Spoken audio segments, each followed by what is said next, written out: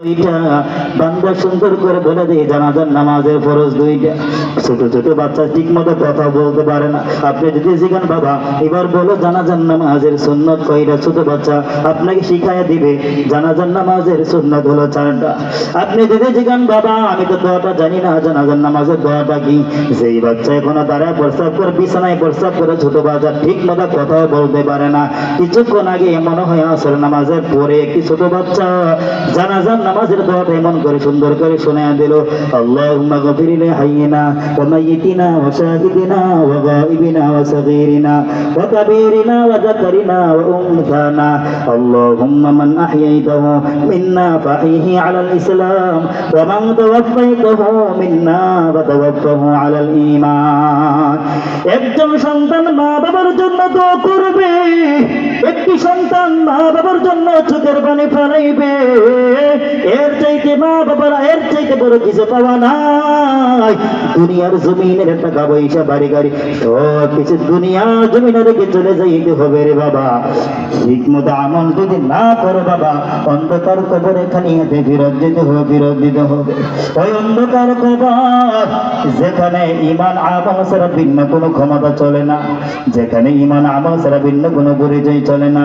একটি ঘটনা মনে পড়ে গেল, আল্লাহ নবীর কলিজার টুকরা ফাতেমা রাদিয়াল্লাহু আনহা তিনি যেদিন দুনিয়া থেকে বিদায় হয়ে যাবেন, বিদায় হওয়ার আগ মুহূর্তে আল্লাহ নবীর সাহাবী হযরত আলী রাদিয়াল্লাহু আনহুকে ডাক দিয়ে কইলে, স্বামী আমার মনে হয় বেশি সময় দুনিয়ার জমিনে বাঁচবো না, তবে আমি রাত্রেবেলা যদি মৃত্যুবরণ করি, রাত্রেবেলা আমাকে দাফন করে ফেলবেন, তবে বেশি মানুষ কবর দেওয়া যাবে না, আমার 2 সন্তান হাসান হোসেন আর আপনি 3 জন মিলে দাফন করে ফেলবেন, রাত্রেবেলা সকালের জন্য অপেক্ষা করা যাবে না।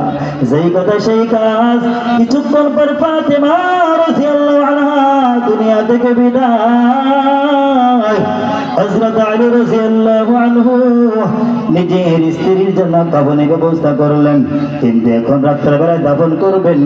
আলী রাদিয়াল্লাহু আনহুর 2 সন্তান হাসান আর হোসেন আর আলী 2-3 জন। এবার চিন্তা করলেন একজন ব্যক্তিকে ডাক দেওয়া দরকার। পাশেই আল্লাহ নবীর সাহাবী, আল্লাহ নবীর যিনি খাদেম ছিলেন আবু যর গিফারি, আবু যর গিফারি আলী রাদিয়াল্লাহু আনহু ডাক দিলেন, হে আবু যর, রাত্রেবেলা তুমি কি ঘুমিয়ে গেছেন? বলে কেন? বলে আমার কলিজা ফাতেমা দুনিয়ার জমিনে নাই, এবার আসো ফাতেমাকে দাফন করা লাগবে, একটু আসো। আবু যর গিফারি রাদিয়াল্লাহু আনহু ঘুম ছেড়ে দিয়া ফাতেমা রাদিয়াল্লাহু আনহাকে দাফন করার জন্য চলে আসলেন।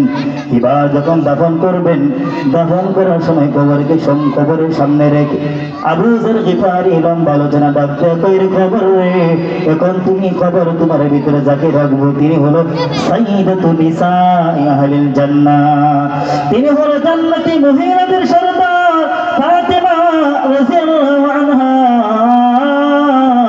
এখন তোমার ভিতরে যাকে রাখবো গো তিনি হলো হযরত হাসান হোসেন, যিনি জান্নাতি যুবকদের মধ্যে সরদার হবেন।